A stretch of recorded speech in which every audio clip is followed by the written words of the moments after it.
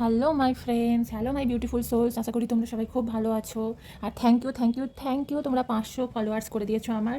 আরও তাড়াতাড়ি 1K করে দাও, যাতে আমি লাইভে এসে তোমাদের হেল্প করতে পারি।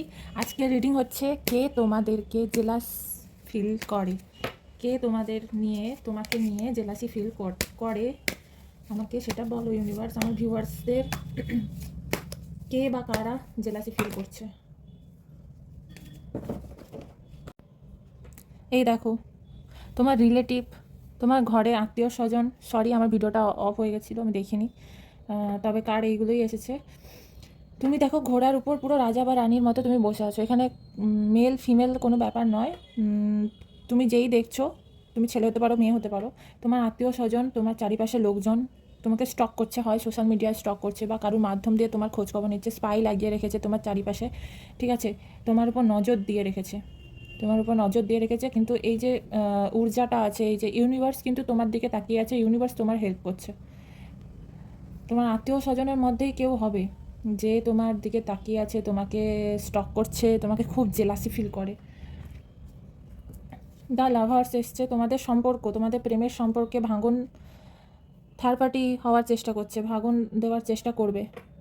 দ্য লাভার্স এসছে, তোমাদের সম্পর্ক খুব ভালো, তুমি আর তোমার সঙ্গীর সম্পর্ক খুবই ভালো, খুব স্ট্রং। ওটা নজর দেওয়ার জন্য তোমার প্রোফাইলে আসতে পারে, তোমার ফ্যামিলি মধ্যে আসতে পারে, তোমাকে নিয়ে প্রচণ্ডভাবে গসিপ করছে, পরচর্চা, পরনিন্দা, তারপরে মানে দিনরাত এখন তোমাকে নিয়েই চর্চা হচ্ছে। তোমার সোশ্যাল মিডিয়াতে তাকিয়ে বসে আছে, এরকম তোমার ঘরের দিকে তাকিয়ে বসে আছে, স্পাই লাগিয়েছে, বুঝতে পারছো তো, যাতে তোমাদের সম্পর্কটা ব্রেক করা যায় কীভাবে, বা তোমার সম্পর্ক নিয়ে কিছু গুজব ছড়াতে চাইছে, কোনো নেগেটিভ কথা ছড়াতে চাইছে, এরকম। বুঝতে পারছো তো আমি কি বলতে চাইছি?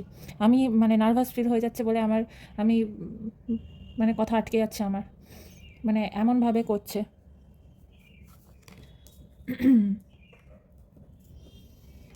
ওরা খুব তাড়াতাড়ি কোনো একটা কিছু করবার জন্য অ্যাকশান নেওয়ার চেষ্টা করছে। 12 দিনের মধ্যে, 12 ঘন্টা থেকে 12 দিনের মধ্যে তোমাদের সম্পর্ক নিয়ে কিছু একটা করতে চাইছে, মানে তোমাদের সম্পর্কতে কিছু একটা ব্রেক করবার চেষ্টা করছে।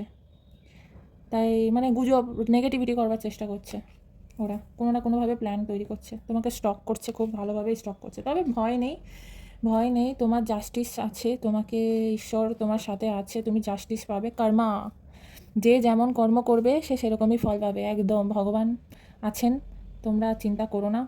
যে তোমার ক্ষতি করতে চাইছে, যে তোমাকে স্টক করছে, যে তোমার ভেতরের যত তোমার প্রাইভেসি, তুমি যদি সোশ্যাল মিডিয়ায় কিছু পোস্ট করো, বা তুমি কি করছো, তোমার আগামী দিন কেমন যাচ্ছে, তোমার ফ্যামিলিতে যদি কোনো অনুষ্ঠান থাকে, বা তোমাদের বিয়ে হতে পারে বা কিছু, সব কিছু ওরা খবর নেওয়ার চেষ্টা করছে, কে ছেলেটা কে মেয়েটা, দেখি এরকম চেষ্টা করছে।